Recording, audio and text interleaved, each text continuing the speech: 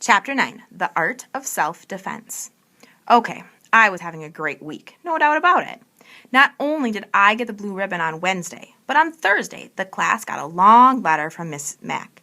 She included a picture of her standing by a waterfall next to some very strange-looking creatures. They looked like hairy pigs or raccoony dogs. "These are coatis," Mrs. Brisbane said, reading from the letter, pronounced coatis. The coatis looked weird. Miss Mack looked gorgeous, especially with all the red, yellow, and orange flowers surrounding her. How I wished I could be there with her, except maybe for the fact that those coatis might not be hamster-friendly. At the end of her letter, Ms. Mack wrote, "So farewell to all my wonderful friends in room 26, especially the small one with the big heart. Humphrey." Sigh, sigh, sigh. Though the thought of Ms. Mack made me happy, the weekend was coming soon. I always felt a little nervous about where I'd be spending it. When it was decided on Thursday that I was going home with Miranda Golden, I was so excited. I only got an 83% on my vocabulary test. Say I got 100%.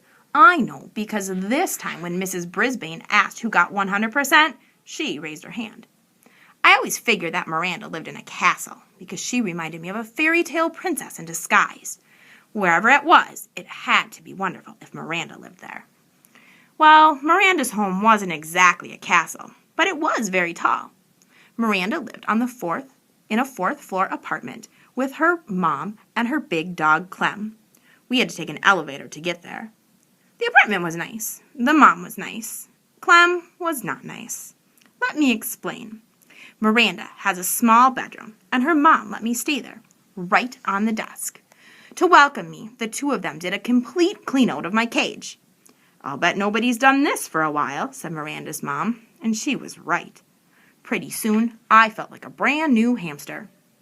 Suddenly, Clem bounded into the room, a big mass of yellow fur poking his huge nose right up against my cage. His wet nostrils were like two eyes staring at me, and he stuck out a giant tongue that came at me like a tidal wave. Luckily, the cage protected me. "Mom," Miranda yelled, "please get Clem out of here." Thank heavens, Mom took Clem out for a walk in the park while Miranda showed me her room. She held pictures of her friends and family up to the cage so I could see. Her dad, her stepmom, her grandparents in Florida. Next, she introduced me to her goldfish, Fanny. She wasn't much of a conversationalist. I squeaked, "Nice to meet you, Fanny." And she said, "Blub." I was thinking about how wonderful it would be to live with Miranda all of the time when Clem returned from the park and galloped into the room. "Clem, stay out," Miranda shouted. But Clem just wagged his tail and barked. Miranda closed the door so the dog had to stay outside, but we could still hear him whining and crying like a baby out in the hall. Still, just being with Miranda made everything seem golden until her mom called her to go shopping. Miranda protested, "Good girl," but Mom didn't want her to stay inside on such a nice day. She had no choice, unless she was rude to her mom, which Miranda never would be. "I won't be gone long," Miranda told me, "and I'll make sure the door is shut tightly so Clem can't get in." Everything will be all right, I assured myself. After all, Miranda had said so. I was all set to get in a good daytime snooze. But as soon as the door to the apartment closed, Clem started whining outside the room. I could hear his big paws up on the door, trying to push it open. I was a little nervous, but Miranda had assured me I'd be all right. After all, she wouldn't be gone long. Then I heard it, the slight turning of the doorknob, as Clem flung himself at the door repeatedly. What a barbarian he was! Suddenly, the door swung open and Clem burst in and ran straight to my cage. I distracted him by spinning on my wheel. I can do that for hours if necessary. I thought the spinning wheel might even hypnotize him, like in an old movie I'd seen with Ms. Mack. Ms. Mack, where was she when I needed her? But apparently, all that spinning just excited Clem more. He started barking at me, but I couldn't understand a word he said. "Now, cut that out," I squeaked at him. That just seemed to make him more hot and bothered. He plopped his front paws up on the desk and stuck his nose against the cage door near the lock. The lock that, doesn't lock. Easy now. Calm down, I squeaked soothingly at the beast, but he kept poking his nose through the cage, showing me his huge tongue and the huge teeth around it. Let me just say that Clem could stand some breath mints. He poked the lock again and again. I knew if he jiggled it enough, the door would swing open and I'd be history. Poor Miranda would never know what had happened to me. She might even cry. I couldn't stand the thought of Miranda crying. I hopped back on my wheel and started spinning with all my might, hoping to buy some time. Clem pulled back for a moment and stared at the wheel going round and round. Let me just say that I'm glad Clem is about 2 quarts low in the brain department. Woo, I'm a good spinner, but I was getting worried about how long I could keep it up when Golden Miranda rushed in. She never looked more beautiful to me than at that moment. Clem, stop it, she shouted in a very firm voice. Bad boy. Clem raced to her side, wagging his tail. Miranda's mom dragged old Clem out of the room and closed the door behind her. Whew, whew, whew. Miranda was very sorry. She opened the cage and reached in to pick me up. Poor Humphrey, she said, hugging me. She set me on her desk and stroked me gently with one finger. I'm so sorry, Humphrey. So sorry. Ooh, I don't know what felt better, the petting or Miranda's soothing words. Miranda felt so terrible about what had happened, she let me play on her desk. She lined up books all along the edges so I wouldn't fall off. She let me wander around and see the sights. A desktop is a very interesting place, in case you've never explored one. Miranda's desktop had a big cup with hearts all over it. The cup was filled with pencils. Ah, pencils. Smell so sweet. She had a round silvery container of paper clips and a square purple container of rubber bands. She had lots of paper in a pink box, and she had a great big fat dictionary. I could really use one of those. I wonder if they make doll-sized dictionaries you can hide behind a hamster's mirror. Miranda giggled as she watched me check things out. When I tried to climb into the paper clip box, she stopped me with her finger. No, Humphrey, those would hurt you. She did the same thing when I tried to roll in the rubber band box. No, Humphrey, rubber bands can be very dangerous, she told me. Well, I guess I knew that. Hadn't Garth shot a rubber band at AJ's face last week and almost got sent to Principal Morales' office? Hadn't AJ held his arm and said, ow, when the rubber band hit him? Anyway, I really enjoyed my time on the desk until I heard Clem barking. Then I made a beeline for home. Oh, Humphrey, I won't let Clem hurt you. Honest, Miranda assured me as she gently helped me back in my cage. I believed her. I really did. But when it was bedtime and Miranda's mom came into the room to say goodnight, she said some words that sent a chill up my spine. Don't forget, we're going to the Nicholsons' house tomorrow night. Miranda protested. I hate to leave Humphrey. Clem gives him such a hard time. We'll lock the door this time, honey. He'll be okay, her mom said. And tonight, Clem will be in my room.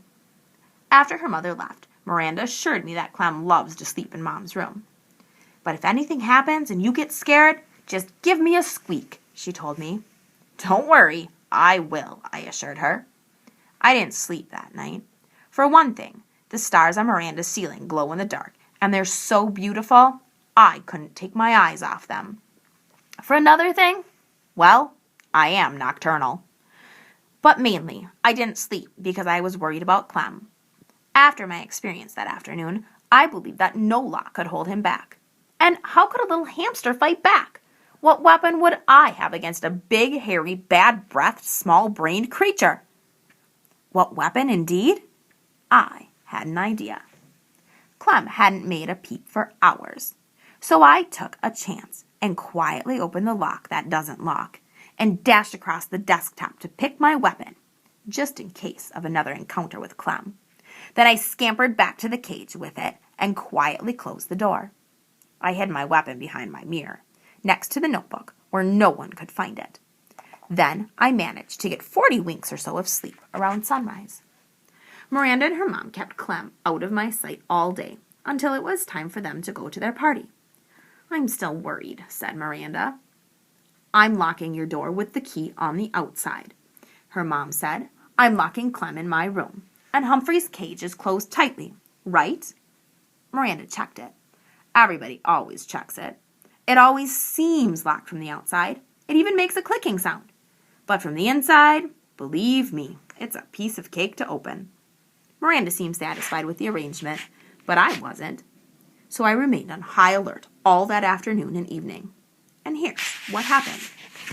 After Miranda and her mom left, Clem barked for a while. Then I heard jiggling and joggling for about an hour.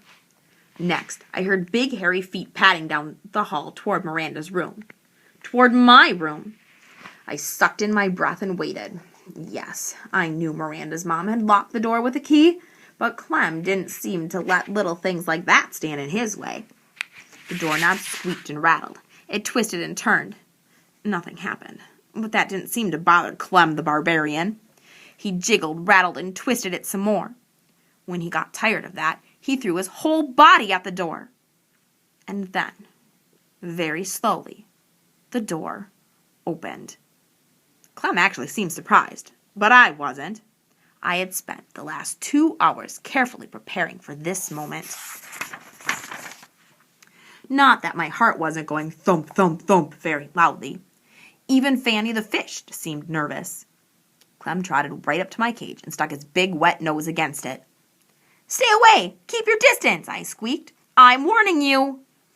Clem wasn't discouraged one bit. "Woof!" he barked, sending a foul cloud of doggy breath my way. I didn't even flinch. He barked a few more times and then began poking his big nose against the cage door. I wondered if he actually knew the lock was broken. The time had arrived to put my plan into action. I was in grave danger and I had no choice. I would only have one chance at Clem, because I only had one weapon, a rubber band.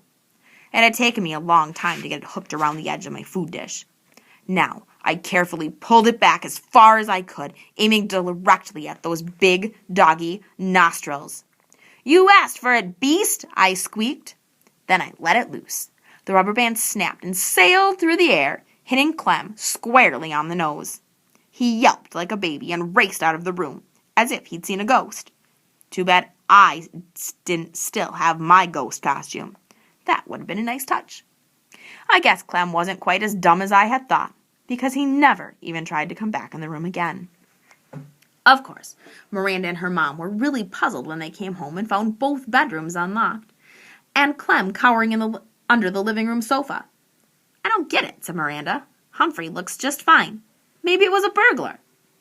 But Miranda's mom checked the closets and drawers, and nothing was missing.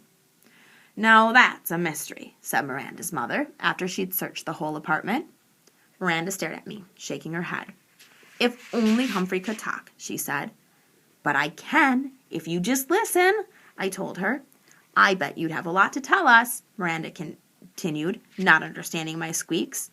"Yes, I do," I thought. "Enough to fill a book." Tip 9. Hamsters do not enjoy contact with other animals. A cat or dog may eat a hamster, or at least do it bodily harm.